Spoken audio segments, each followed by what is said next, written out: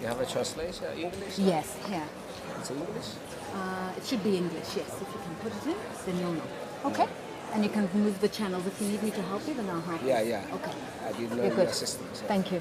Okay. And French is which channel?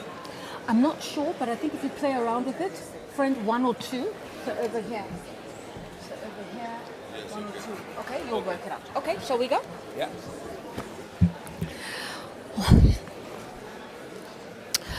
All right, Your Excellencies and ladies and gentlemen, may I ask for your attention, please? Your Excellent, is my microphone working? Hello?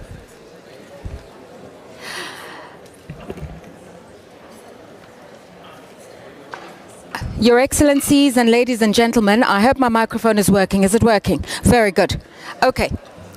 All right, ladies and gentlemen, if I may ask for your attention so that we can begin our session, please. It would be much appreciated.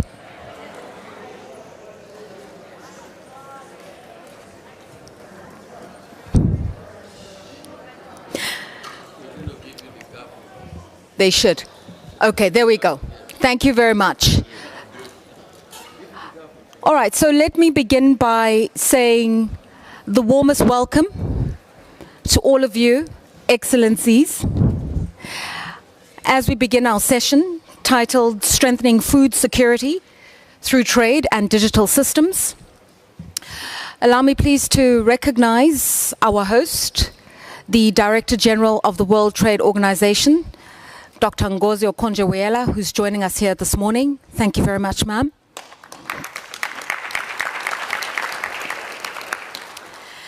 And all of you distinguished ladies and gentlemen and our esteemed panel, whom I'll introduce to you in a short while. As we begin, I just want to run through a few statistics which many of you will be familiar with, but I think for the interests of our audience live streaming and for others for whom this is quite an esoteric topic, let's simplify it for you. somewhere between the number 700 million and 821 million, depending on which statistics you're looking at and which time frame.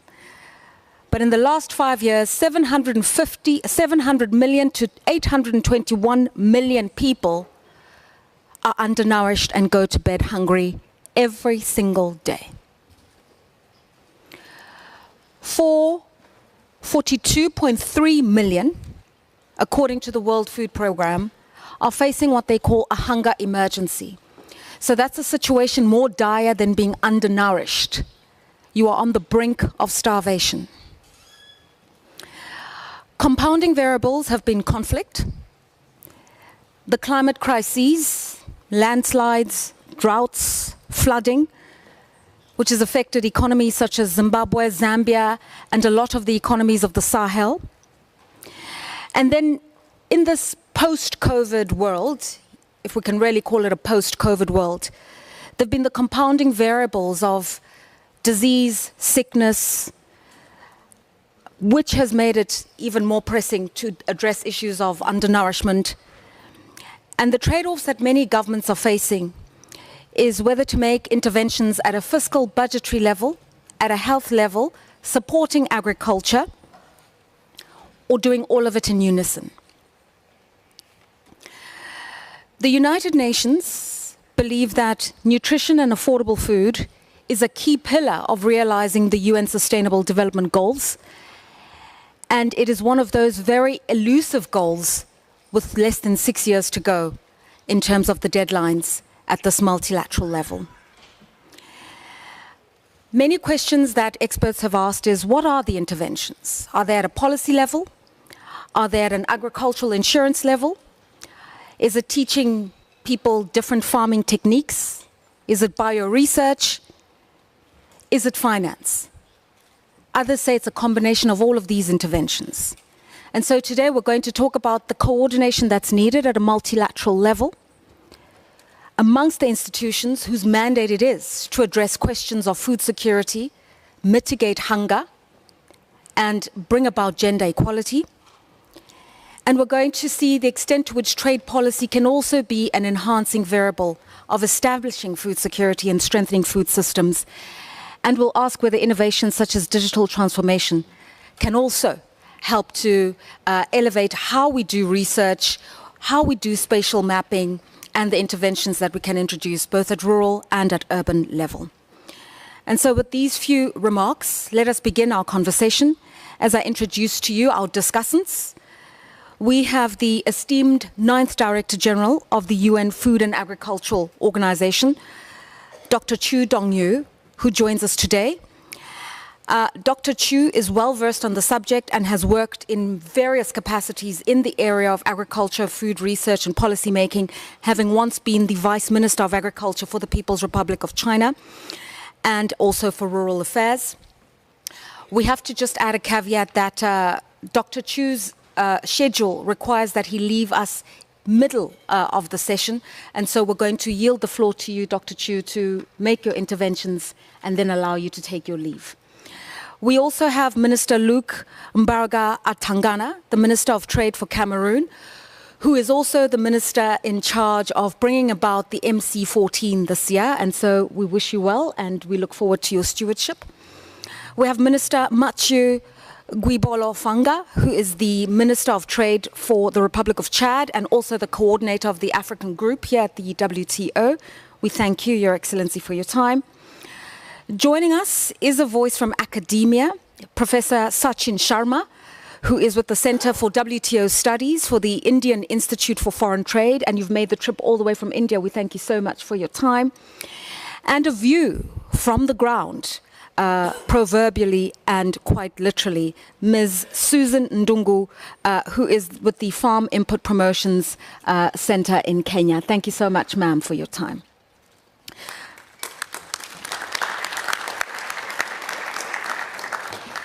FAO Director General Dr. Chu Dong-yu.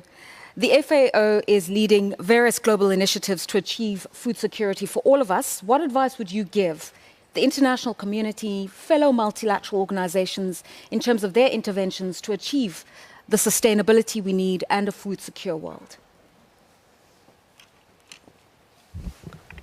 First of all, thank you, my dear sister, Madam Director General of the WTO, to invite me to come this short invention. But I managed to come and respect her contribution since he arrived. And also the change, the positive way to lead the, maybe we saw some light on the long tunnel. So I'm always optimistic also together to join with her meeting. And also I got the new tires from WTO. And thank you. The walk the talk. It's, WTO is not new for me. That's when I sit here, I remind me 6 years ago, I was here invited by the Alan Wolf, DDG of the WTO, to give the lecture or briefing on the e-commerce and digital agriculture, how to lead and transform agri-food system and rural development. You know, they support the smallholder farmers in the world, especially in the developing world. So today, as a new capacity as FODG, and just 5 years ago, so I wanted to share with my thought with you, and because I have to catch the flight, so I apologize for that. I will leave earlier. I didn't have a chance to list my brothers from Cameroon because last month I just traveled to Cameroon. So, I answer your questions, and I just give the brief thought. First, 2030 agenda call for action. Food is produced in the field, not a talk in the stage, and not talk in the WTO and FAO headquarters. So we need action to end the hunger and eliminate all the forms of the malnutrition, as you said, all the statistics from the FAO. Yeah. Increasing agricultural productivity first, and the incomes of the smallholder producers, because 85% of the food producers are smallholder farmers, less than 3 hectares per family in the world. Ensure sustainable agri-food system and sustain biodiversity and the natural resources. And of course, the farmers, smallholder farmers, family farmers, are the real private sector. Because they made some money, borrow some money, they invest by themselves. Adapt into the complex pressure of the climate crisis. In short, we need to produce more with less, because by 2050 we will reach 10 billion population. So we need more food, at least a 30 to 40% increase. But we should also, at the same time, minimize the negative impact on environment, less input, less consumption of the natural resources, water, land, you name it, and the agricultural input, seed, fertilizer, chemicals. So we need to produce more food, more diversity food, and high quality food with less. Global agri-food system need to ensure food security and nutrition for all, while they being the efficient first, and inclusive, resilient, and sustainable. However, the conflict and war, climate extreme, economic setback, and increasing inequalities are hampering global efforts to improve the food security and achieve the SDG target, especially SDG 2 and SDG 1, and others, of course. And here also you talk about fishery, SDG 14, also is essential. In 2022, about 9.2% of world population was chronically hungry, up from the 7.9% in 2019, before pandemic. Not only absolute number increase, also proportion, percentage are increased. That's real dangerous for us to reach the SDGs. Even in 2030, based on FAO modeling, we predict that nearly 600 million people are projected to be chronically undernourished. FAO has been in the forefront of the global effort to address the increased food insecurity situation, leverage our knowledge and expertise in agri-food systems and our unique strengths and the comparable advantage as a specialized agents of the United Nations family, in line with our mandate by providing the timely data, information, strategies, and the policy consultations, improving global food security governance, stepping up emergency humanitarian response, and developing concrete proposals and initiatives to improve capacity, especially in the developing world. In this context, to achieve the sustainable and food security world with strong political commitment, agro-food system and the rural development, it's not only economic. As Madame DG, she was a key minister in Nigeria and was a former vice president of World Bank. She knows it's not only the economic, it's a political, environmental, and social challenge. That's why when you start a negotiation here, it's not a matter of the money. It's a matter of the political commitment. For transforming agri-food system from the point of view of FAO mandate, also, we need a strong political commitment. That's why each time I visit the countries, I had the honor to meet with the head of state. Through their commitment and support the minister of professional ministers, Minister of Agriculture, Minister of Environment, Minister of Forestry, Minister of Fishery, Minister of Livestock, or Minister of Economy, Minister of Trade. In this context, to achieve a sustainable and food security world, we needed all this and to support. But let me simplify the 5 concrete ideas, suggestions for your discussion and the thought. First, we needed to promote the inclusive and equitable growth, including through the fire. I know you are dealing with the fire. Fire is not absolutely, relatively. But agri-food system, we need a complementary trade practice. That's the nature of agri-food system. You can produce this orange in the subtropical region. You are not allowed to produce a banana here. Why are you fighting with banana here, Switzerland? You don't produce a banana. So that's why we should share and the complementary trade. If we don't change that language, that scenario, you're always fighting.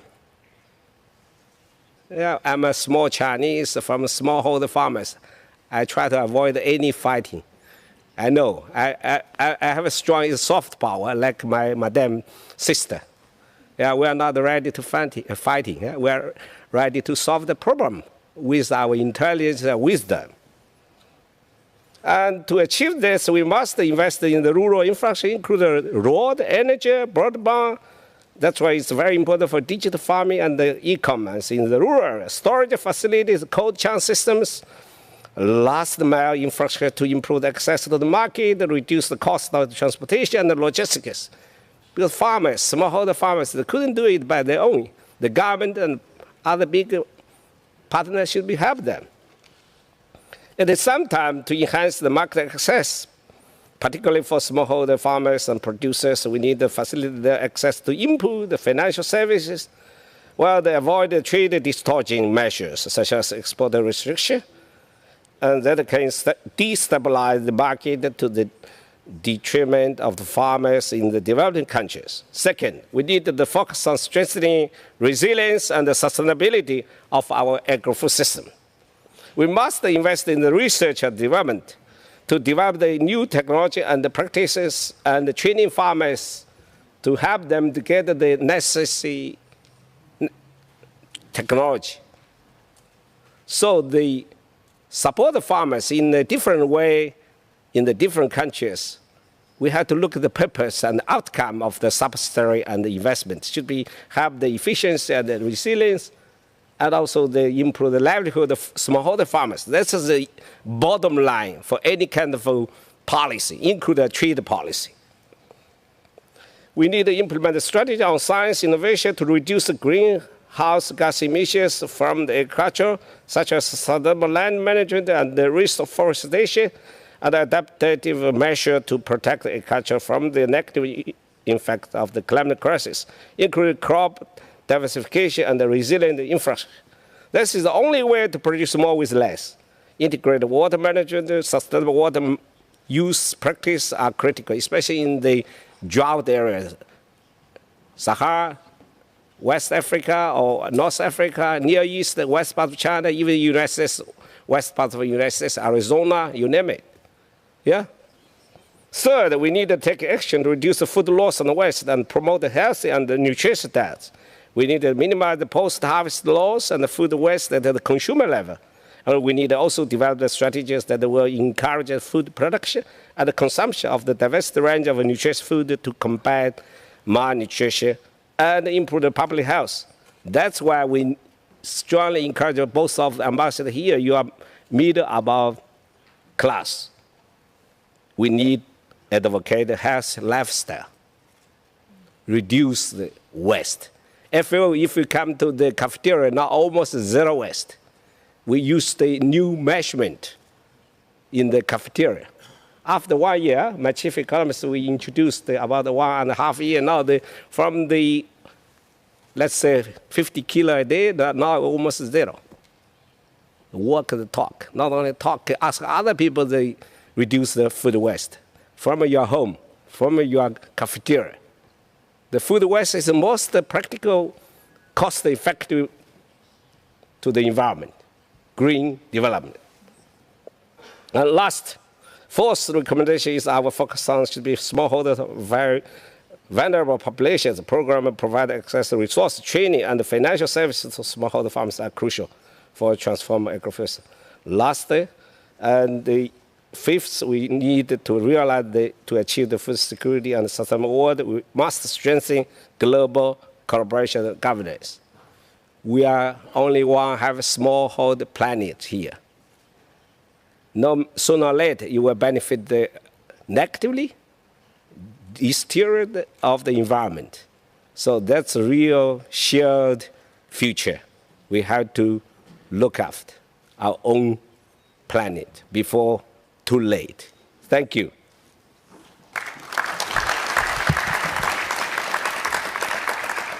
We want to thank you for your insights, Your Excellency. People, planet, shared prosperity in diplomacy and negotiations, not a winner-takes-all approach. Complementary trade policy, it leads to equity, resilience, better farming techniques, technology to help smallholder farmers capture the right data to make them farm better. Research matters, and wastage is something we can all do. Better consumer behavior, consumer practices. All of those interventions deliberately means we start to shift the needle. You've given us food for thought. We thank you for your time, and yes, sir, you may take your leave. Thank you. Thank you. Thank you.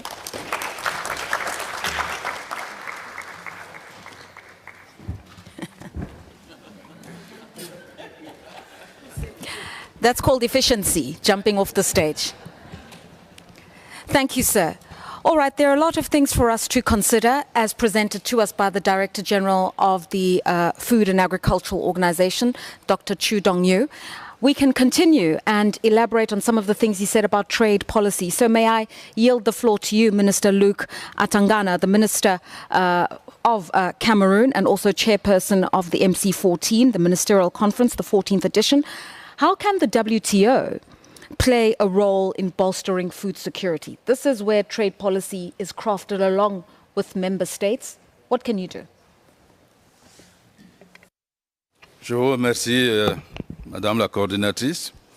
Vous me permettrez, à l'entame de mon propos, de m'associer aux remerciements qui ont été adressés à notre sœur Dr Ngozi pour l'excellent travail qui est fait pour la nouvelle visibilité que vous donnez à l'OMC et qui nous permet aujourd'hui d'avancer. Je crois que vous êtes sur la bonne voie, vous avez notre soutien entier. C'est grâce à vous qu'on a ce type de débats qui sont des débats, Madame la modératrice disait, des débats ésotériques. Je suis d'accord avec vous, ce n'est pas un débat ésotérique, c'est un débat de fond. Madame la modératrice, vous avez évoqué, comme le directeur général de la FAO, quelques statistiques qui, effectivement, doivent nous amener à agir. Je vais compléter ces statistiques par une qui est davantage une prévision. Il semblerait qu'à l'horizon 2050, c'est-à-dire dans 26 ans, nous sommes en 2024, à l'horizon 2050, il faudra avoir doublé la production agricole actuelle pour être capable de nourrir l'humanité. Ça veut dire que c'est un défi. C'est un défi non simplement de sécurité alimentaire. Aujourd'hui, on doit considérer que c'est un défi de sécurité tout court. Donc c'est une situation grave qui engage l'avenir et la survie même de l'humanité. Pouvoir garantir, assurer la paix. Si les gens ne mangent pas, évidemment, ils vont se révolter. Et tout sera remis en cause. Donc c'est un débat de fond et les statistiques nous interpellent. Maintenant, qu'est-ce que l'OMC peut faire? Moi, j'aurais commencé par dire, est-ce que l'OMC peut? Naturellement, la réponse est oui. Et ensuite, donc, c'est de savoir comment. Et le comment nous engage en tant qu'État membre. Il faut cette prise de conscience de la part des États membres pour que nous avancions dans les problématiques qui deviennent, année après année, un serpent de mer. On discute des accords à l'OMC. Il faut des engagements, mais personne ne veut prendre ces engagements. Ça fait combien d'années qu'on discute de l'accord sur l'agriculture? Tant d'années, il n'y a rien qui est fait. On continue de parler, d'échanger, on va de renvoi en renvoi. Donc il y a d'abord une question d'engagement politique des États membres. Il y a des dispositions qui nous permettent de régler ces problèmes. Je prends l'accord sur l'agriculture, par exemple. Il y a la disposition sur la restriction des exportations, qui demande aujourd'hui à être clarifiée. Mais ce n'est pas le secrétariat de l'OMC qui va le faire, c'est nous les États membres, c'est la volonté politique. Nous avons vu pendant la pandémie du Covid-19, après la pandémie, nous avons vu un certain nombre de mesures qui ont été prises par certains États en matière de restriction des exportations, notamment la question des céréales, du riz. Ces mesures sont de nature à entraîner des troubles dans les pays qui sont dépendants des importations. Je prends les États africains qui sont importateurs nets de riz. Vous les privez de cette alimentation qui est une alimentation quotidienne. Donc c'est un problème. Et ça, si nous n'avons pas de règles contraignantes, si nous ne nous imposons pas de disciplines au sein de l'OMC, on peut continuer de parler, de discuter. Cela n'aura aucun impact. Donc il nous faut des règles précises à l'OMC, qui soient des règles contraignantes et qui soient des règles donc, qui s'imposent à tous. Le voulons-nous? La question est en débat. Donc il y a un problème. Le comment de votre question, c'est est-ce que les États, est-ce que les membres ont la volonté politique ou est-ce que les membres ont conscience de ce que l'avenir est sujet à interrogation. Et quand on commence à déstabiliser, là, je crois que c'est il y a un écrivain américain, Ernest Hemingway, au XXe siècle, qui avait écrit un très joli roman que je vous conseille de lire, Pour qui sonne le glas. Et il disait dans ce roman, ne vous posez pas la question de savoir si le glas sonne pour l'autre. Quand il sonne pour l'autre, il sonne pour vous. Donc il faut qu'on comprenne que cela nous engage tous et que nous devons y faire attention. Des dispositions existent, mais il faut avancer. Il faut construire ces accords dont nous avons besoin. L'accord sur l'agriculture, les questions des restrictions aux exportations, à l'exportation, la question de la détention des stocks à des fins de sécurité alimentaire. Les mécanismes existent, mais c'est la volonté qui fait défaut. Donc ça, c'est en ce qui nous concerne, qui nous interpelle donc, nous les États membres. Maintenant, en direction du secrétariat de l'OMC, je pense qu'en attendant que ces pas soient franchis, il existe des outils pratiques qui sont des innovations à mettre au crédit du secrétariat de l'OMC. Je pense à l'accord, et c'est le thème en débat au cours de cette session, je pense à l'aide au commerce. qui est une initiative fondamentale prise par le secrétariat de l'OMC, il me semble, à la 5e ou 6e ministérielle en 2005. C'était à Hong Kong. Je crois que c'est une excellente initiative. L'aide au commerce, mais il faut lui donner, il faut aller plus loin, il faut lui donner un contenu.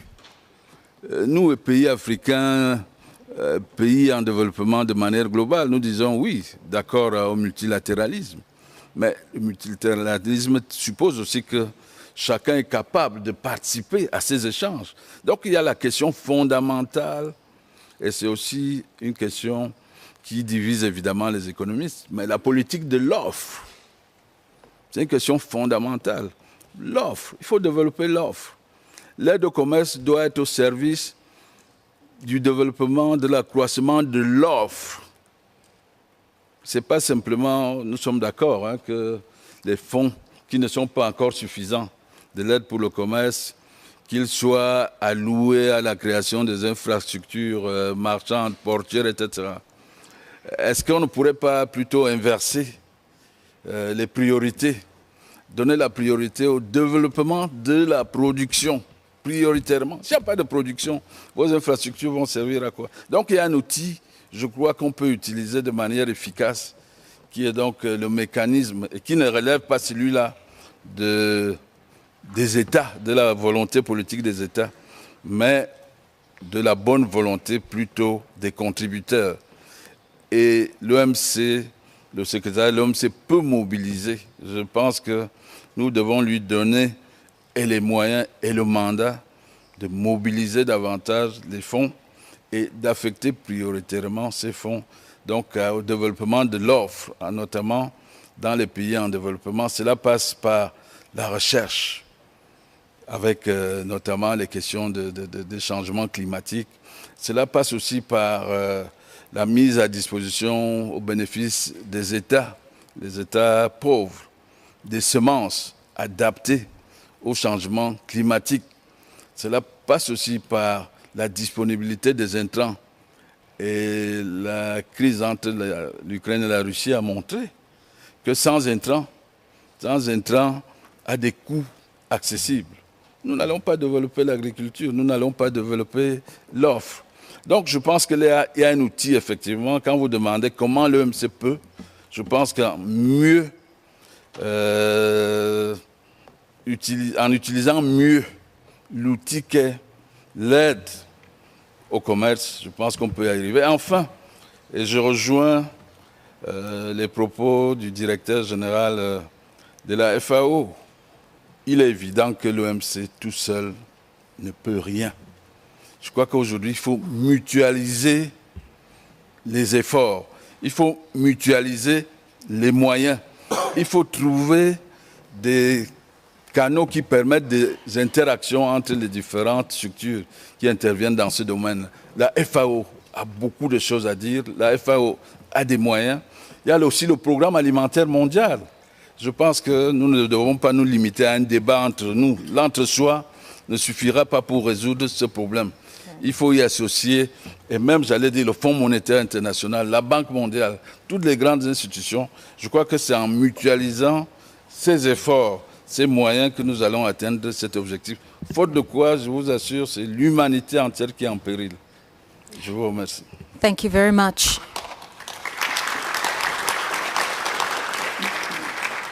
Thank you very much, Your Excellency, reminding us why multilateralism works. There's so much expertise, so much knowledge to share, resources to share, whether we're talking about the development finance institutions, the multilateral development banks, they've got the resources, the knowledge lies with the FAO and other coordinating bodies, WTO, political will to move beyond just agreements, to negotiations into agreements that yield results. And of course, quoting from Ernest Hemingway's book there, For Whom the Bell Tolls, a book that reminds us that we all have a moral and ethical dilemma to humanity, because we all face life, we all face death, And if we don't make interventions, we all suffer the same consequences. So thank you for that reminder, sir. We move on to you, Minister of Trade for Chad, Coordinator of the African Group, Mathieu Gibolo Fanga. Quite a few things were said by Minister Atangara here, which is even at an African level.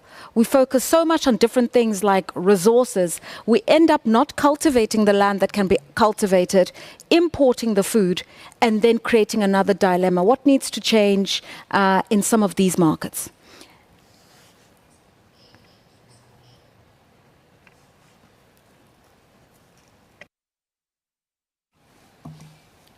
Bien, merci Madame la modératrice.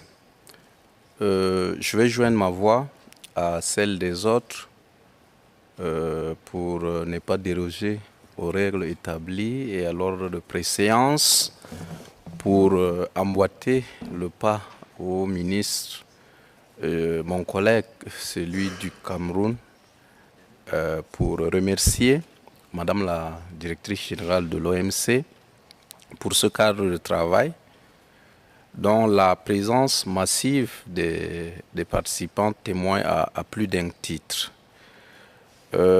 Madame la modératrice, je voudrais vous remercier pour cette pertinente question et remercier l'OMC pour le secrétariat de l'OMC pour son invitation à cet important événement. Je voudrais également féliciter les organisateurs de nous réunir pour nous permettre d'échanger et voir dans quelle mesure nous pouvons contribuer à faire progresser cette question importante relative à la sécurité alimentaire liée au commerce qui fait partie intégrante du volet agriculture dans nos discussions ici à l'OMC. Au nom du groupe africain, ou mieux, pour être vigilant et modéré en mon nom, je voudrais me réjouir de l'accent mis par l'OMC sur la sécurité alimentaire, la connectivité numérique et l'intégration au commerce dans le cadre du présent examen global de l'aide pour le commerce. Ces questions sont traitées régulièrement par notre groupe et les voir réunis à cette édition nous réconforte à plus d'un titre dans nos nombreuses luttes pour le renforcement du système commercial multilatéral équitable. Je voudrais souligner ici que l'agriculture demeure pour nous une grande priorité en raison de son poids réel sur nos économies, de son impact sur l'emploi et pour des raisons évidentes de sécurité alimentaire. Nous recherchons dans le cadre du système commercial multilatéral à mieux bénéficier des avantages que les États africains possèdent dans le domaine agricole. De ce point de vue, la question de la sécurité alimentaire revêt pour nous une importance cruciale pour nos pays. Nous sommes des importateurs nets de produits alimentaires, comme l'a si bien rappelé le ministre du Commerce du Cameroun, et nous sommes impactés de manière significative par la pandémie et les différentes crises que le monde traverse actuellement. Pour assurer notre sécurité alimentaire, nos agriculteurs doivent augmenter leur productivité et leur production, se spécialiser dans la production de cultures pour lesquelles ils ont un avantage comparatif car la sécurité alimentaire est étroitement liée à la réduction de la pauvreté et à la capacité de subvenir aux besoins de leur famille. C'est pourquoi nous pensons qu'il nous faut envisager la possibilité d'obtenir un prix prévisible et raisonnablement stable pour nos cultures de rente. Il nous faut des garanties raisonnables pour s'assurer que nos propres besoins alimentaires seront disponibles en quantité et à des prix que nous pouvons se permettre. y compris en période de pénurie et des conditions de concurrence équitables sur le marché. On voit bien que la réforme tant attendue du système commercial agricole est difficile. Nous n'avons pas le luxe d'attendre qu'un consensus soit établi à l'OMC. Je suis donc convaincu que personne ne peut s'opposer à ce que la sécurité alimentaire soit une question majeure qui doit être traitée par l'OMC. Et c'est un élément des objectifs de développement durable et le commerce est un élément important de toute stratégie de sécurité alimentaire. Ce point est transversal et traite de la question de la flambée des prix des denrées alimentaires, la perturbation des chaînes d'approvisionnement et les pénuries continues attendues dans l'approvisionnement alimentaire en raison du changement climatique qui exige une action urgente pour atténuer l'insécurité alimentaire en Afrique. Parlant d'une de nos nombreuses luttes, justement, Madame la modératrice, pour revenir à votre question, je voudrais rappeler ici quelques données statistiques de la FAO de 2022 sur la question de sécurité alimentaire. En Afrique, 20% de la population, voire plus actuellement, sont confrontés à la faim, contre 9% en Asie, 8% en Amérique latine et Caraïbes, près de 6% en Océanie et moins de 2,5% en Amérique du Nord et en Europe. L'Afrique est également la région où la proportion de la population touchée par la faim a le plus augmenté. Depuis le lancement des objectifs de développement durable en 2015, la proportion des personnes mal nourries en Afrique a augmenté de 4,4% contre 2,8% en Amérique latine et Caraïbes et 1,1% en Asie. Le nombre de personnes touchées par la faim à l'échelle internationale avait atteint 828 millions en 2021.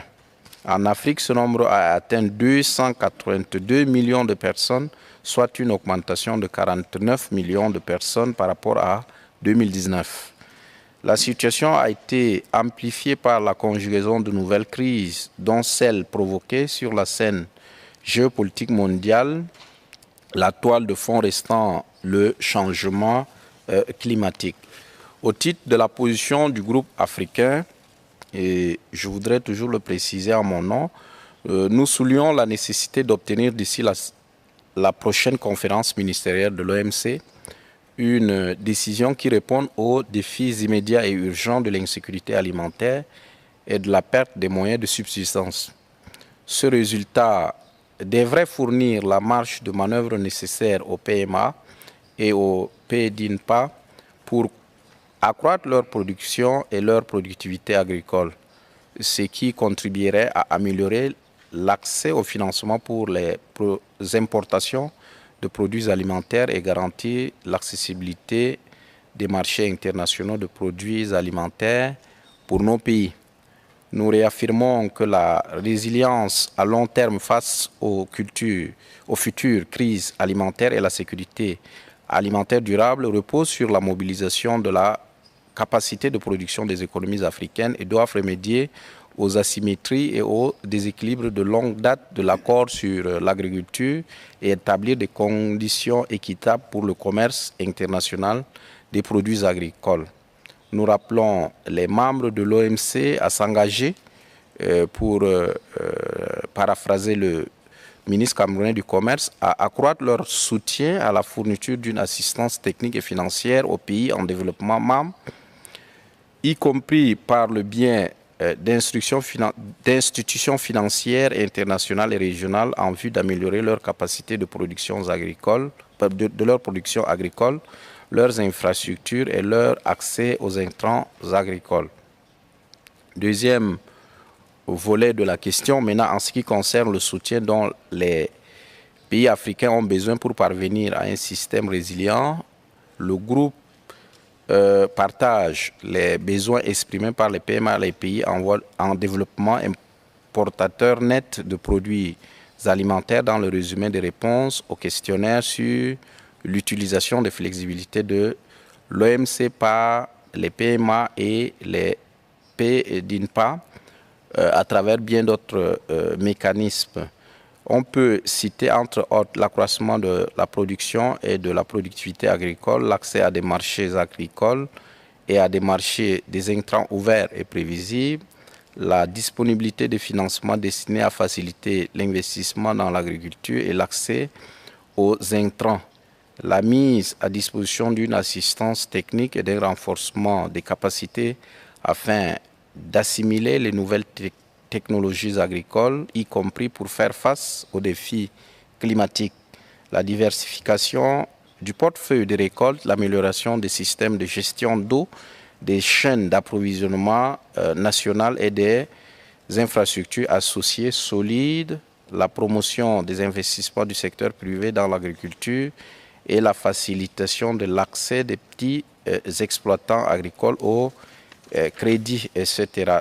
Des conditions, pour finir, des conditions préférentielles pour accéder à des intrants agricoles à des prix raisonnables ainsi que pour accéder à des infrastructures logistiques et d'envoi international. Par exemple, des conteneurs, en particulier pendant une crise. Merci, Madame la modératrice. Thank you for your interventions and giving us a perspective from Africa. And I'm truly struck by what you've said, is that obviously there isn't a one-size-fits-all solution. It's a checkered record. Fragile states have a particular vulnerability. Least developed countries have a particular vulnerability. But on average, food insecurity and hunger, the percentage increase is higher on the African continent, and barriers to trade are making it difficult to access new markets and also find different ways of production. There's one thing, you'll forgive me, I'm not an expert, but there's just one thing that doesn't seem to be coming up, and perhaps Mr. Sachin Sharma, you can help us with this one. We're forgetting what's happening at the back end of the value chain. We're focused on the farmers, which we must. We're focused on consumer behavior, but we're not talking about the retailers. What I've been told is at the retail level, there's even a 60% markup on the cost of production. So business needs to be part of this conversation as well.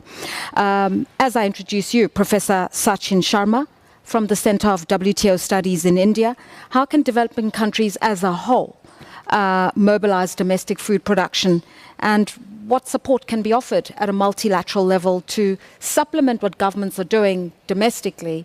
What can happen multilaterally?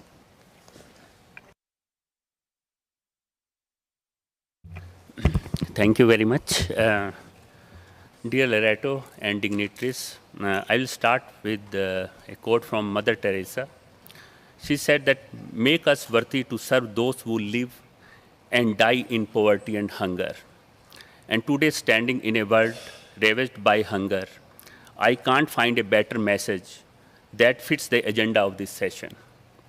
Besides housing millions of food insecure people in the farm sector of most developing countries face high-level farm distress due to factors such as insufficient institutional support, small farm size, dominance of resource-poor farmers, lack of safety nets, natural disasters, and other supply-side constraints related to input and post-harvest operations.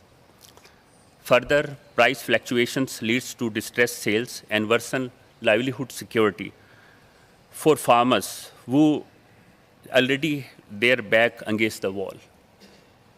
Over and above, increased use of green protectionism and non-tariff barrier have further compounded the problem of these farmers by hindering their participation in international trade. Given the multiple challenges, I believe that a one-size-fits-all approach is not workable, and solution will vary according to socio-economic situation of each country. In this regard, we can't deny the importance of access to quality inputs, investment, and technology at affordable prices in enhancing domestic production capacity. The WTO rules recognize it and allow developing countries to provide unfettered assistance for resource-poor farmers under the development box. However, the benefits of these measures are often nullified due to steep price fluctuations and market failures. In this regard, public stockholding programs ensure food security and remunerative prices for farmers. These programs have been vital for food security in many countries, including Bangladesh, China, Egypt, Indonesia, India, Jordan, Kenya, Mali, Nepal, Pakistan, Philippines, Tanzania, Zambia, and Zimbabwe. For instance, India's public stockholding program ensured the survival of 810 million people by providing free food grains during the pandemic and recent food crisis. A significant challenge for these countries is the erosion of policy space due to outdated external reference price based on 1986-88 to calculate subsidies under the WTO rules. It is evident that multilateral rules require recalibration in order to account for the present-day realities. For example, if the Egyptian government pays its wheat farmer a dime more than $4.5 per 1,000 kg, it is called as a subsidy. And yet, what can we afford today at $4.5? In Geneva, a packet of French fries cost more than that. In what world can we equate 1,000 kg of wheat capable of feeding hundreds to a single serving of French fries?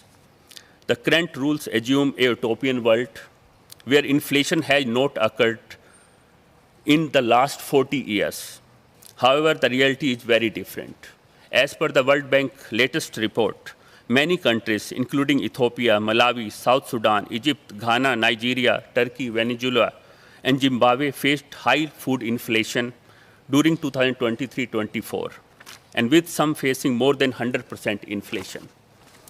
The importance of public stockholding program can be assessed from the fact that 75 countries, representing the voices of 4.8 billion people, are demanding to update these rules. Beyond the domestic challenges, it is required that international trading system shall be inclusive for resource-poor farmers. Adopting unilateral measures that only emphasize environmental dimensions without considering the prevailing socio-economic situation and capacity constraint can result in unsustainability, food insecurity, and exclusion of resource-poor farmers from global agriculture value chain. Farmers will not go green if they are in the red. For an inclusive multilateral trading system, need-based technical and financial assistance is must. One country, one priority product project of FAO is worth mentioning in this regard. The pandemic has taught us the value of international cooperation. Despite our differences, we successfully came together by adopting a declaration on emergency response to food insecurity and a decision to exempt World Food Programme from export restrictions. In the same spirit, ensuring multilateral cooperation among international organizations, along with the regional and bilateral initiative, is essential to facilitate agricultural development assistance and emergency aid. For its part, India firmly believes in the abiding ethos that world is one family. During and beyond the pandemic, India has continued to provide humanitarian aid in the form of vaccine and food assistance and implemented several capacity building programs for farmers and officials from Global South. In conclusion, the solution lies in collective action, a multifaceted approach that combines domestic strategies with international collaboration is required to tackle current challenges. Through our combined efforts, we have contained COVID-19. Now it is high time that we eliminate the ongoing pandemic of insensitivities towards resource-poor farmers through collective action. Thank you very much. Thank you for some of those insights as well, reflecting both policy and what happens at commerce. And thank you for reminding us again that the world has a collective ethical responsibility. We're one family. Ms. Susan Ndungu from Farm Inputs Promotions, you're going to have the last word. I think there's a saying, it's not over until I say the beautiful lady speaks. It's not over. But as you address us as well, telling us what needs to happen particularly for smallholder farmers, I want to go back to something else I read from an FAO report. We know that across the world, most smallholder farmers are women. With urbanization, most smallholder farmers are now becoming elderly, over the age of 65, we're told. And then there's an additional sort of a rural-urban divide. So I hope you can speak to that. But what the FAO says is if we can eliminate one issue in the world, gender inequality, there'd be zero hunger. Do you agree with that view? Gender parity would lead to zero hunger. Thank you very much for giving me the floor. I'm very honored to be here. I'm humbled that the WTO is taking farmers' thoughts into consideration. I'll come back to that. I just want us to think of a situation. Let's say we are somewhere in eastern Uganda. You're a farmer who has 2 acres of land. You grow maize, beans, some peanuts, and you have some chicken running around. None of these are improved varieties. You have no access to fertilizer. Yet this is where you get your food and your income to take your children to school. This is a situation for millions of farmers in Africa. Now, that's the situation in which you're living. You're recycling seed, but then at the same time, a lot of challenges are coming at you. There's climate change. It's something even at our level, we are still trying to understand it. We have pests and diseases. About 3 years ago, fall armyworm came to Africa and we didn't know what to do, even at a level of extension. We have soil degradation. Our soils are becoming worse with every season. We have land fragmentation. So with the way we have land inheritance in Africa, the amount of land I have under agriculture is reducing every year. So there's a lot that is coming at farmers. It's very overwhelming. Yeah, so all these challenges, and I know most of us here seated will say the solutions exist to all these challenges, right? Which might be true, but do farmers have access to these solutions? Do they have knowledge of their existence and know where to get them? So for most parts, I think there's a disconnect. All these challenges are published. We know what the challenges, and I don't dispute any of them, but there's a disconnect between the challenges and how the solutions are presented to farmers. For me, that's the main issue. So even when it comes to gender, the solutions to how we can engage women, they exist, but the disconnect is how these are brought. I don't want to dwell a lot about that. I want us to think a little bit about the hope. I think there is hope to all this. I don't want to look like Africa is doomed. It's not. Africa has the potential to actually feed itself and feed the world. But how do we engage with farmers? That's what I'm saying. It's a great opportunity to have our voices as from the front mile and also for the farmers. Understanding that farmers are different, I'm very happy to hear my colleagues say the same thing. We work in 17 African countries, and in every country the context is different. So we don't need to generalize Africa. We need to take it case by case. So when we even talk about gender, the gender issues women in Senegal are facing are very different from the gender issues in Kenya. I know it's very complex. It needs commitment for you to deal with such. And so how do we understand the African context? How do we understand the farmers? How do we present the solutions? So most solutions that exist are at a global level. At every national agricultural research station in Africa, there is a variety that is life-changing for farmers. But these varieties don't get to the farmers. A lot of research has been done. When we went to a national research institute in Malawi, they said they've had cowpea varieties since 2010. Cowpea varieties that are mind-blowing. But these varieties were not taken to farmers. They're still at a breeder seed level. So how do we ensure that farmers get to learn? Now, if your whole life is in this farm, you cannot risk adopting something that you've not tried. So farmers need to experiment at a small scale. we expect too much from farmers, thinking that they can just take whatever technology we've offered and overhaul their whole farm with these new technologies. They need to try at a small scale. So how do we, and yesterday I remember Madam DG saying that inclusivity is an issue.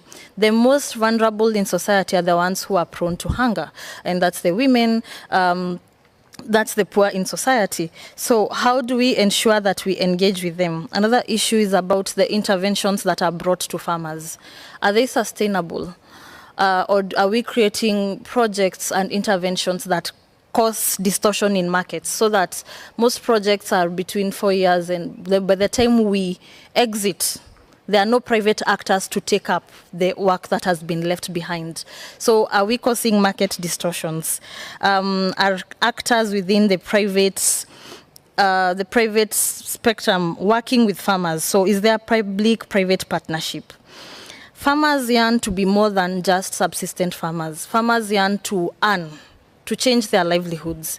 So I want to speak a little bit about how we engage farmers to ensure that we deal with some of these issues, that we have sustainability, we have rapid transformation. And the first thing is about how do farmers learn by doing. So instead of having one big demo in a village where everyone learns, we want to go an extra mile to engage every farmer, inclusivity. So having small technologies in small quantities, we call them small packs, maybe even 100 grams of seed, something that a farmer can try without risking their future. So that's a very small innovation that can help us reach millions of farmers, to increase awareness of the varieties and have them learn about good management practices. The other thing is about linking farmers to where to buy the seed. So most of the times, even if they try, Africa is vast. If I live somewhere 100 kilometers from the capital of Nairobi, I cannot go to buy the seed from the seed company. So are there systems to ensure that we are cascading down the supply of seed, quality seed? Again, there's a whole issue that we don't want to go to about fake seed. And also, when it comes to trade, so once for some crops we have surplus, farmers are producing enough to feed themselves and sell, but they are not able to reach the market. So what are we doing to ensure that we can aggregate and sell? Of course, ensuring that we are not oppressing the farmers. Yes, that's my view. Thank you. Thank you so much. And certainly what you've done is an important thing. Often when we're talking at a high level, we're talking about people, based on what research and statistics say. You're talking about men and women whose faces you know, whose voices you've heard. And thank you for bringing that perspective.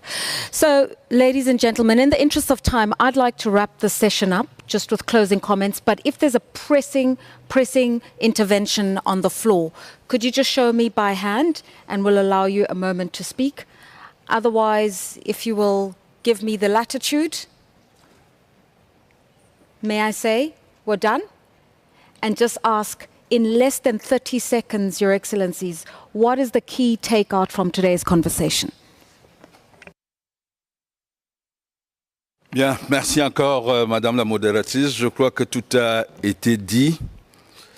L'humanité est en péril à cause de menaces de sécurité alimentaire. Et j'insiste à nouveau sur la sécurité tout court. J'ai commencé par une citation. L'écrivain américain Ernest Hemingway, je terminerai par un célèbre homme politique français de regrettée mémoire, Jacques Chirac. C'était à l'occasion d'une conférence sur le climat en Afrique du Sud. Et le président Chirac avait dit « Notre maison commune brûle et nous regardons sans rien faire ». C'est la même chose pour les questions de sécurité alimentaire. Nous devons maintenant agir pour prévenir le danger qui nous guette. Au lendemain de la guerre, il y a eu le plan Marshall qui a permis de reconstruire l'Europe. Nous souhaitons un plan Marshall pour le développement de l'agriculture en Afrique. Ce ne sera pas uniquement pour l'Afrique, mais c'est pour l'humanité. Un plan Marshall pour l'Afrique, pour le développement de l'agriculture. Et l'UMC en a les moyens. en se dotant des règles. C'est l'objectif que nous nous assignons en accueillant prochainement la 14e conférence ministérielle de l'OMC qui doit être la conférence du succès, la conférence de nouvelles règles pour le sauvetage de l'humanité. Je vous remercie. Thank you. We can't stand by as the house is burning down. We need a Marshall Plan on agriculture. We need interventions now, all hands on deck. Your short summation, Minister Gibolo Fanga.